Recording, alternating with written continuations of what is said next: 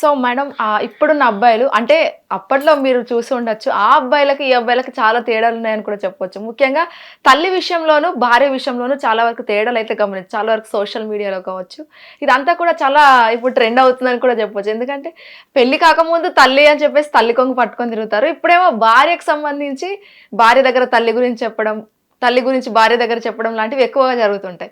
So అసలు ఈ అత్త కోడల మధ్య గొడవ పెట్టడానికి ముఖ్య కారణం భర్త అయి ఉండొచ్చేమో అని నాకు అనిపిస్తుంది. మీ ఫీలింగ్ ఏంటి అసలు? అంటే పాతకాలంలో ఎక్కువగా ఉండేది ఎఫెక్షన్ అనేది. ఏంటంటే తల్లి కొడుకైనా కూతురైనా సమానంగానే మోస్తుంది, కంటుంది, పాలిస్తుంది, పెంచుతుంది. అన్నం పెట్టినా, ఆట ఆడించినా, ముద్దాడినా. ఒక యాంగిల్లో కొంచెం తేడా ఉండొచ్చు. మగపిల్లాడికి ఎక్కువ ప్రిఫరెన్స్ ఇస్తే మగపిల్లాడిని ఎక్కువ ప్రేమగా చూడొచ్చు. ఆడపిల్ల పెళ్లి చేసుకుని వెళ్ళిపోయేదే కదా. ఆడపిల్ల అంటే చిన్న చూపు ఎక్కువగా ఉండే రోజులు ఒక 50-60 సంవత్సరాల క్రితం. ఆ తర్వాత నుంచి మార్పులు వస్తూ ఉన్నాయి. కానీ ఇప్పుడు మీ తరంలో కూడా మగపిల్లాడికి ఇంపార్టెన్స్ ఇచ్చే పేరెంట్స్ ఇంకా ఉన్నారు. ఇది దురదృష్టం కదా. అయితే కామన్గా చెప్పుకోవాలి అని అంటే మగపిల్లాడిని ఎక్కువ తల్లి ప్రేమిస్తుంది, తల్లిని ఎక్కువగా మగపిల్లాడు ప్రేమిస్తాడని చెప్తున్నారు సైంటిఫిక్గా.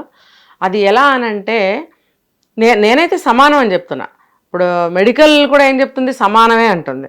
శాస్త్రం కూడా సమానమే అంటుంది. ఎక్కడ ఈ కాదు అనేది వచ్చిందో నాకు కూడా అర్థం కావట్లేదు. అయితే ఏంటనంటే మోయటం, కనటం, పెంచటం ఇదంతా కామన్ అయినప్పటికీ కూడా ఏమవుతుందంటే ఇక్కడ ఆలోచన విధానం ఒకటి ఉంటుంది. ఆడపిల్ల పెళ్లి చేసుకుని వెళ్ళిపోయేదే, మగపిల్లాడు మన దగ్గరే ఉంటాడు, ఎప్పటికీ నా దగ్గరే ఉంటాడు అనేది ఒక భావన తల్లిదండ్రులకి ఉంటుంది అనేది నా భావన. అయితే ఇప్పుడు ఈ రోజుల్లో ఏ ఫీలింగ్ కూడా మనం ప్రూవ్ చేయలేం. ఇదే కరెక్టు, ఇది రాంగ్ అని ఏ భావాన్ని మనం ప్రూవ్ చేయలేం. ఇప్పుడు ఒకప్పుడైతే కరెక్ట్గా ఉండేవి భావాలు. ఆడపిల్ల వెళ్ళిపోయేదే, దాన్ని సరిగ్గా చూడపోయినా పర్వాలేదు, దాన్ని 10th క్లాస్ చదివితే చాలే, 2వ క్లాస్ చదివితే చాలే అనే జమానా ఇంకా అంతకుముందు. 10th క్లాస్ చదివితే చాలే అని ఒక జమానా, డిగ్రీ చదవాలనేది ఒక జమానా. మా జమానాలో మేము డిగ్రీలు చదివాము, పీజీలు చేసిన వాళ్ళు ఉన్నారు, జాబులు చేసాం, అన్నీ చేసాం. అంతకుముందు అయితే అలా ఉండేది. అలా ఉన్నప్పుడు మగపిల్లాడికి ఎక్కువ ప్రిఫరెన్స్ ఇచ్చేవారు. సో ఇది నేను జనరల్గా చెప్పాను. అయితే దీనికన్నా ముందు తల్లి పాలిచ్చి పెంచేటప్పుడు, పాలు ఇస్తున్నప్పుడు ఆక్సిటోసిన్ అనేటువంటి లవ్ ఎంజైమ్ అనేది రిలీజ్ అవుతుందట. దాని ద్వారా తల్లి పట్ల అతి ప్రేమ పొంగుతుందట. అర్థమైందా? వింటున్నా ఈ మధ్య నేను. మరి ఆడపిల్లకి పొంగవా అంటే ఓకే, ఇద్దరికి సమానమే. కానీ ఇక్కడ సపరేట్ చేసి మాట్లాడుతున్నాం అబ్బాయిల్ని. దీనివల్ల ఏమవుతుందంటే తల్లి సహజంగా ఇలా చేస్తుందట. ఎలా అంటే నీకు ఏది బాగుంటుందో నేనే చెప్తాను అంటే ఇద్దరికి, అమ్మాయికి అబ్బాయికి కూడా చూడండి, ఇప్పుడు కూడా తల్లి చెప్పినట్టే వినాలి. తల్లి ఏ డ్రెస్ కొంటే ఆ డ్రెస్ వేసుకోవాలి, తల్లి ఏ ఫుడ్ బాగుంది అని ఇలా తయారు చేసి పెడితే అదే బాగుందని తినడము, ఇదంతా జనరల్గా వస్తూ ఉంటుంది. దీన్ని ఇప్పుడు స్పెషల్ యాంగిల్లో చూస్తున్నారు. చూసినట్టయితే, స్పెషల్ యాంగిల్లో చెప్పాలి అన్నట్టయితే కనుక ఏమవుతుందంటే అక్కడ బాండ్ అనేది చాలా బలంగా ఏర్పడుతుంది.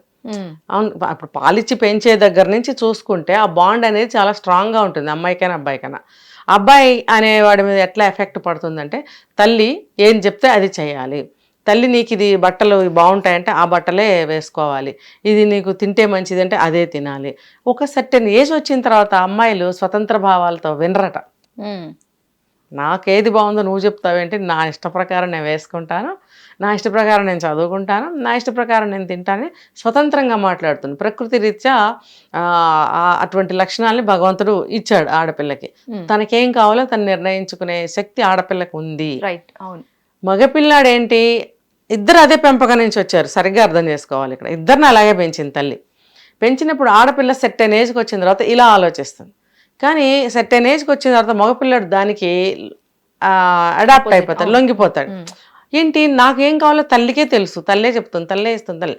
ఇంకా కాబట్టి ఆ బాండ్ చాలా స్ట్రాంగ్ అయిపోతుంది. రెండవది ఏంటంటే అతను అక్కడే ఉంటాడు, పెళ్లి చేసుకుని బయటకు వెళ్ళాడు అనే ఇది ఎక్కువ పాతకాలంలో ఉండేది.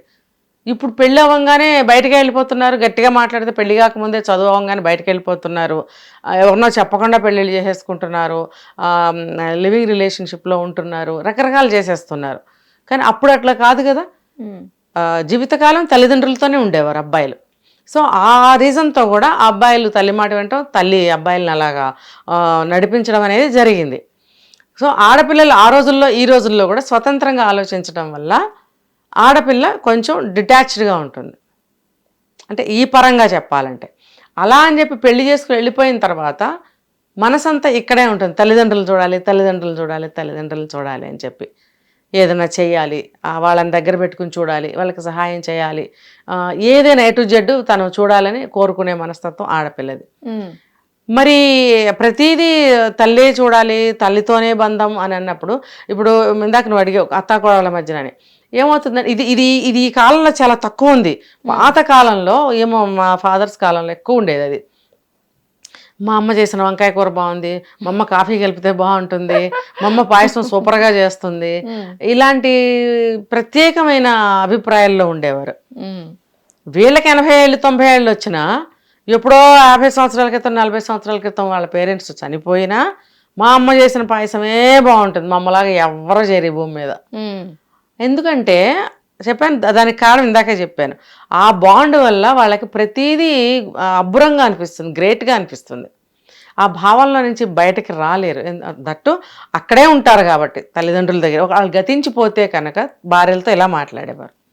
ఇప్పుడేంటి, ఇప్పుడు ఇవన్నీ తింటున్నారు అసలు, పిజ్జాలు, పాస్తాలు, నూడిల్స్, పేర్లు తెలియని దరిద్రాలు అన్నీ కూడా మైదాతో తయారు చేసి పెడుతుంటే అసలు అమ్మ చేసిన వంటలు ఏంటో అవేమి తెలియదు వాళ్ళకి.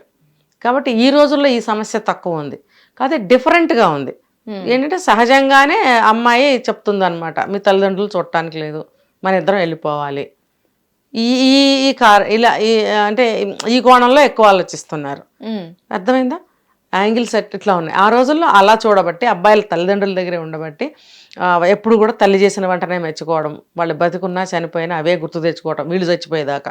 అంటే మీరు అంటుంటేనే నాకు ఓ సామెత గుర్తొచ్చింది అనమాట, తల్లి జేబు తల్లి కడుపు చూస్తుంది, పెళ్ళాం జేబు చూస్తుంది అని అంటూ ఉంటారు అని ఆ రోజుల్లో అనేవారు. నిజమేనా మేడం? అసలు ఎంతవరకు అంటే మనం చూడలేదు, సొంత ఎక్స్పీరియన్స్ లేదు నాకు ఆ విషయంలో.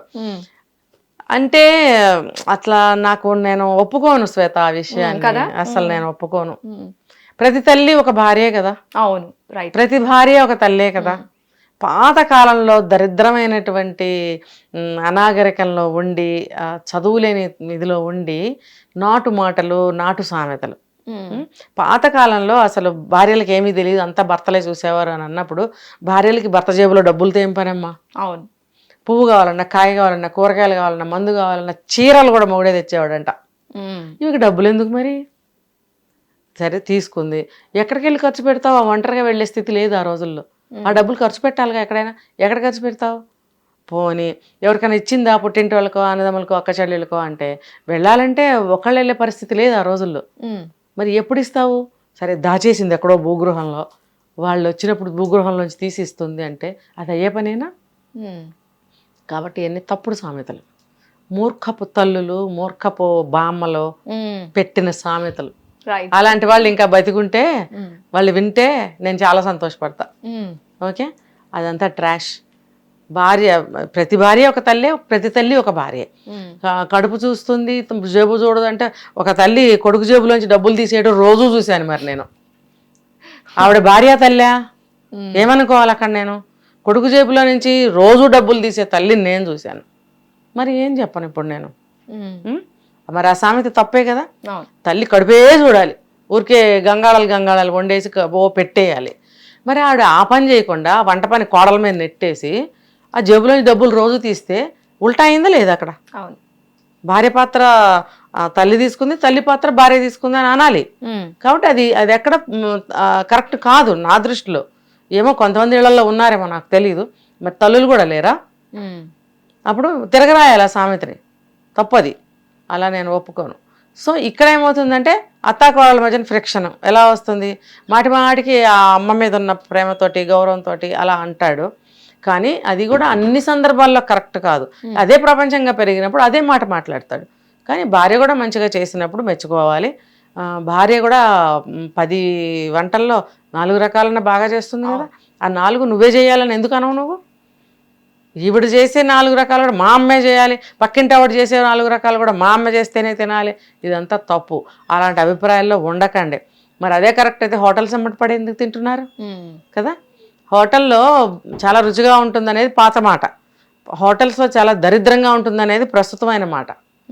ఈ దరిద్రమైన తిండి కోసం ఎందుకు వెళ్తున్నారు మరి? అమ్మ చేసిందే బాగుంటే కదా. ఎంతో కొంత భార్య చేస్తే రాకపోయినా వంట ఇంట్లో చేస్తే భార్య చేసింది కూడా బాగుంటుంది. అసలేమి బాగున్న హోటల్ దగ్గరికి ఎందుకు వెళ్తున్నారు మీరు? కాబట్టి ఏ మాట కరెక్ట్ కాదు. రైట్. అందుకని ఏది బాగుందో ఏది మంచో దానికి మీరు ఓటేయండి, దాన్ని మెచ్చుకోండి. అంటే అలా అని తల్లిని మెచ్చుకోవద్దు, భార్యని మెచ్చుకోండి, భార్యది బాగుంటే అట్లా కాదు. ఎవరి ముందు ఎవరిని మెచ్చుకోకండి. అమ్మది బాగుంటే అమ్మని చాలా బాగుందని చెప్పి చక్కగా సంతోషంగా భోజనం చేయి. భార్యది బాగుంటే అమ్మ నీది బాగుందని చెప్పి చక్కగా ఉండు. ఇలా చేయటం వల్ల ఏమవుతుందంటే ఎవరి గౌరవం వాళ్ళకే మిగులుతుంది, ఎవరి మీద ప్రేమ వాళ్ళకే మిగులుతుంది. లేదు అని అంటే ఇందాక నువ్వు చెప్పినట్టు అత్తాకోళ్ళ మధ్యన బగ్గుమని కోపాలు పెరగటానికి అవకాశం ఉంటుంది. కొంతమంది తల్లి ముందే భార్యని ఎత్తి మీద పెట్టుకుని ఆకాశానికి ఎత్తేసి ఈవిడే అసలు అన్నీ అని మాట్లాడతారు. తల్లికి మండుతుంది. లేదు నాకు సర్వస్వం నా తల్లి అని చెప్పి ఆవిడ ఎలాంటిదైనా సరే అంటుంటే ఇక్కడ ఈవిడికి మండుతుంది. అది కూడా కరెక్ట్ కాదు. అందుకని బ్యాలెన్స్గా బిహేవ్ చేయాలి మనిషి అనేవాడు. ఈ రెండు పాత్రలే కాదు, ప్రపంచంలో ఏ ఇద్దరి మధ్యనైనా సరే మూడోవాడు వెళ్ళినప్పుడు బ్యాలెన్సింగ్గా బిహేవ్ చేయటం, బ్యాలెన్సింగ్గా మాట్లాడటం, సరైన అభిప్రాయాన్ని వెలిబుచ్చటం అనేది సరైన పద్ధతి. Right. Thank you so much madam, మంచి ఇన్ఫర్మేషన్ షేర్ చేసుకున్నారు. సో చూసారు కదా, ఇది ఇవాల్ట్ ఎపిసోడ్స్. మరో ఎపిసోడ్తో మళ్ళీ ముందన్నప్పటిదాకా కీప్ వాచింగ్ హిట్ టీవీ. నమస్తే. హిట్ టీవీ యాప్, ఇందులో short news, live news, entertainment shows, movies, digital magazines తో పాటు మీ జిల్లా వార్తలను కూడా ఫ్రీగా చూడొచ్చు. ఇంకెందుకు ఆలస్యం, వెంటనే హిట్ టీవీ యాప్ ని డౌన్లోడ్ చేసుకుని ఫ్రీగా ఎంటర్టైన్మెంట్ పొందండి. Hit TV app. Hit TV app. Please download hit TV app. Hit TV యాప్ని ఫ్రీగా డౌన్లోడ్ చేసుకొని ఎంజాయ్ చేయండి. మీకు నచ్చిన ఎంటర్టైన్మెంట్ కోసం హిట్ టీవీ యాప్ ని ఫ్రీగా డౌన్లోడ్ చేసుకుని ఎంజాయ్ చేయండి. హిట్ టీవీ యాప్ ని డౌన్లోడ్ చేసుకుని ఆస్వాదించండి, ఆశీర్వదించండి. ఇంతమంది సెలబ్రిటీలు హిట్ టీవీ యాప్ ని డౌన్లోడ్ చేసుకోండి అని చెప్తున్నారంటే ఎంత మంచి యాప్ ఆలోచించండి. అమెరికా అమెరికా అమెరికా అమెరికాలో చదవాలనుకునే వాళ్ళకి విశ్వసనీయమైన పేరు మన శౌర్య కన్సల్టెన్సీ. UK లో 1 year masters, UK లో 1 year masters, 2 years work permit up to 5 years visa. Contact Saurya Consultancy. Contact 89851 89851.